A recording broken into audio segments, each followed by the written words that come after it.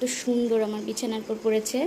তো আমি বিছানাগুলোকে ঝেড়ে নিয়ে তারপর ঘরগুলোকে পরিষ্কার করে নিয়েছি। এই ঘরটাও গুছিয়ে নিয়েছি।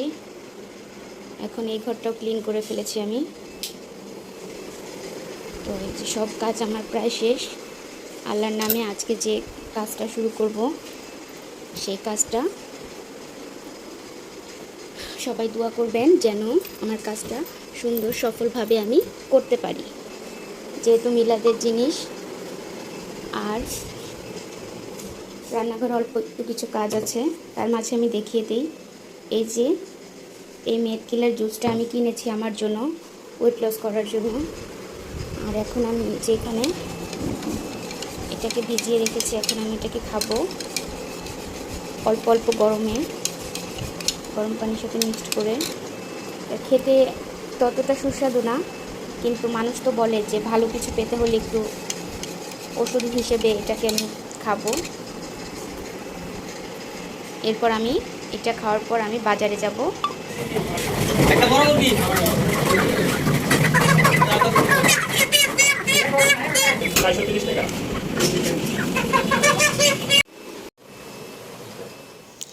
আলহামদুলিল্লাহ, বাজার সব করে নিয়ে চলে এসেছি আমি বাসায়। আজকে আমি একা একাই বাজারে গিয়েছিলাম, আর সবগুলো বাজার আমি একা একাই করেছি। তো আমার সাহেব বাহিরে ছিল কাজে, আর এই জন্য আজকে আমাকে একা একাই করতে হয়েছে। তো আমি এই যে মুরগিগুলো কিনে নিয়েছি, মুরগিগুলো এখন আমি সুন্দর করে বেছে বেছে রাখবো। তারপর আমি মুরগিগুলো সুন্দর করে কাটবো। আর আমার বান্ধবীকে আসতে বলেছি, ও চলে আসবে। তো আমি একা একা বসে থেকে কি করব, আবার দুপুরে রান্নাও আছে। তো চিন্তা করলাম যে তাহলে রান্নাটা বসিয়ে দিয়ে আমি কাজ করি। তো মাঝে আমি রান্নাটা বসিয়ে দিয়েছি। এখন আমি সুন্দর করে মুরগিগুলোকে, এই লোমগুলোকে পরিষ্কার করে নিয়ে আমি ছোট ছোট করে কেটে নিব। আর আজকে 11 বছর পূর্ণ হলো আজকে আমাদের মেজো বাবার মৃত্যুবার্ষিকী। তো আসলে মৃত্যুবার্ষিকী উপলক্ষে তো কিছু করতে হয় না, তো আমি ওই উপলক্ষে কোনো কিছু করছি না। আমার উদ্দেশ্য হলো আমি ইতিম বাচ্চাদেরকে খাওয়াবো, যেন ইতিম বাচ্চারা খেলে একটু একবেলা ভালো কিছু খেতে পেলে শান্তি পায়। তো দরিদ্র বা যে কিভাবে বলবো, কিছু কিছু মাদ্রাসা আছে না, যে গরিবদের বাচ্চা কাচ্চারা পড়াশোনা করে, তো ওরকম একটা মাদ্রাসার 30-35 জন বাচ্চাকে আমি খাওয়াবো। তো রাতের খাবার দিব আমি, হুজুরের সাথে কথা হয়েছে, যার কারণে আমি রাতের জন্য অ্যারেঞ্জমেন্ট করছি। আর তাছাড়া আমি মানুষও একা, সব কাজগুলো গুছিয়ে নিতে আমার সময় লাগবে, এই জন্য আমি দুপুরের আয়োজনটা করতে পারিনি। আমার জন্যই মানে রাতের খাবারের আয়োজনটা। তো হুজুর বলল যে সমস্যা নেই, আপনি যে কোনো একবেলা খাবার দিলে চলবে, দুপুরে অথবা রাতে। তো যার জন্য আমি হুজুরের কথা অনুযায়ী আমি রাতের খাবারের আয়োজনটাই করেছি। তো বিসমিল্লাহ বলে কাজ শুরু করে দিয়েছি। আর সংসারে তো কাজের অভাব থাকে না, যেহেতু বাচ্চা কাচ্চা আছে, তাদের স্কুল আছে, পড়াশোনা আছে, তাদের জন্য একজন মানুষ দরকার। কিন্তু কি করার, আমার তো কোনো মানুষ নেই, আমি একাই, যার কারণে কাজ করতে আমার একটু সময় লেগে যায়। আর কাজের বুয়াও নেই যে আমাকে হেল্পিং হ্যান্ড হিসেবে একটু সাহায্য করবে। তো আমি এখন এই পাগুলোকে আমি সুন্দর করে পরিষ্কার করে নিয়ে নখগুলোকে কেটে নিয়েছি। আর আমি এগুলোকে ছোট ছোট করে কেটে নিচ্ছি। হয়তোবা কেউ বলতে পারেন যে পা দিচ্ছে বিরিয়ানির মধ্যে। হ্যাঁ, আমি এগুলো দিচ্ছি কারণ আমি এগুলোকে বেছে আমাদের ঘরের পরিবারের জন্য যে পাতিলে রান্না করব, যেহেতু আমি সিলিন্ডারে রান্না করব, সেহেতু আমাকে 2-3টা পাতিল করতে হবে। যার কারণে ঘরের মানুষ যেগুলো খাবো সেগুলোর ভিতরে আমি হাড্ডি আর এইগুলো পাগুলো দিয়ে দিব। যেটা বাইরে দেব সেটাতে অবশ্যই আমি পাগুলো দিব না রান্নার জন্য। তো এই যে এখন সুন্দর করে ছোট ছোট করে সব কিছু কেটে নিচ্ছি। এরপরে মশলা কাটা আছে, পেঁয়াজ কাটা আছে। দেখি এর মধ্যে আমার বান্ধবী চলে আসে নাকি। তো আমার বান্ধবী চলে এসেছে, তাকে কাজে লাগিয়ে দিয়েছি এর মধ্যেই। কিছু করার নেই, কারণ বান্ধবী হলো আমার বিপদের বন্ধু, তাকে যে কোনো কাজেই আমি পাই। তো আলহামদুলিল্লাহ সব কিছু সুন্দর করে পরিপাটি করে রেডি করে নিয়েছি। এখন আমি মাংসগুলোকে সুন্দর করে ম্যারিনেট করে রেখে দেব। তো ও বলছে যে মাংসগুলোকে ভাগ ভাগ করে রান্না করে দেই সমান সমান করে, তাহলে যেন মাংসগুলো সুন্দরভাবে সব প্যাকেটে যায় বা কোনো পাতিলে কম বেশি না হয়। যার জন্য মাংসগুলোকে সমান সমান করে ভাগ করে নিচ্ছে। বুদ্ধি আছে, তো এই বুদ্ধিটা আবার আমার মাথায় ছিল না।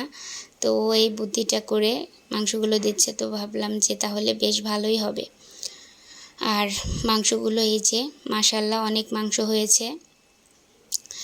যেহেতু আমি বিরিয়ানি রান্না করছি, সেহেতু আমি মশলাগুলোকে এখানে একটু ঘ্রাণের জন্য বা স্বাদের জন্য, আর যেহেতু একটা জায়গাতে খাবার দিব সেহেতু একটু সুন্দর করে দিতে হয়। তো এই মশলাগুলোকে আমি ব্লেন্ড করে নিব, কিন্তু তার আগে আমি মাংসগুলোকে আগে সুন্দরভাবে ম্যারিনেট করে নিচ্ছি আমরা দুইজনে মিলে। তো সব মশলা পরিমাণ মতো দিয়ে দিচ্ছি, আদা রসুন, কারণ এখানে তো আবার বিরিয়ানির মশলাও আছে, যার জন্য হচ্ছে আমি একটু কমিয়ে কমিয়ে দিচ্ছি। আর এটা হচ্ছে জিরার গুঁড়ো, জিরার গুঁড়ো তো একটু দিতেই হবে, আর ধনিয়ার গুঁড়ো অল্প পরিমাণে আমি দিব, আর সাথে লবণ দিয়ে দিলাম, সবাই তো জানেন। আর কালারের জন্য জাস্ট আমি কাঁচামরিচ দিব, কিন্তু আমি জাস্ট এই মাংসের কালারের জন্য কিছুটা গুঁড়ামরিচ দিয়ে দিচ্ছি, যেন মাংসে সুন্দরভাবে কালার হয়ে যায়। এখন আমি দিয়ে দিব বিরিয়ানি মশলা। তো বিরিয়ানির মশলাগুলো আমি 1 প্যাকেট করে আপাতত দিচ্ছি, আর চাল যখন ভাজবো তখন চালের ভিতরে আরেক প্যাকেট করে দিয়ে দিব, তাহলে জিনিসটা সুন্দরভাবে চালের সাথেও মিক্সড হয়ে যাবে এবং মাংসের সাথেও মিক্সড হয়ে যাবে। তো এই কারণে আমি এখন সব কিছু সুন্দর করে মাখিয়ে নিব, দেখেন। আর এটাকে কিছুক্ষণের জন্য আধা ঘন্টা 40 মিনিটের জন্য ম্যারিনেট করে রেখে দিব। তো আমরা দুইজন দুই পাতিলে, কারণ একজনের পক্ষে তো সম্ভব না মানে একা একা মাখানো, হাত ব্যথা করবে, যার জন্য আমরা দুইজন দুই পাতিলে মাখিয়ে নিচ্ছি, সুন্দর করে মাখিয়ে নিচ্ছি, যেন সব মশলাগুলো মানে মাংসের সাথে মিক্সড হয়ে যায় আর টেস্টটাও যেন ভালো হয়।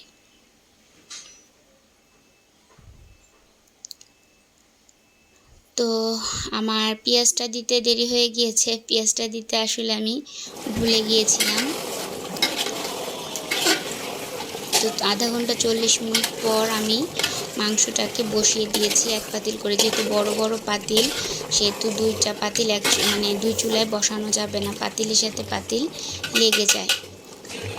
তো এই যে কেমন হয়েছে কালারটা আপনারা সবাই বলেন,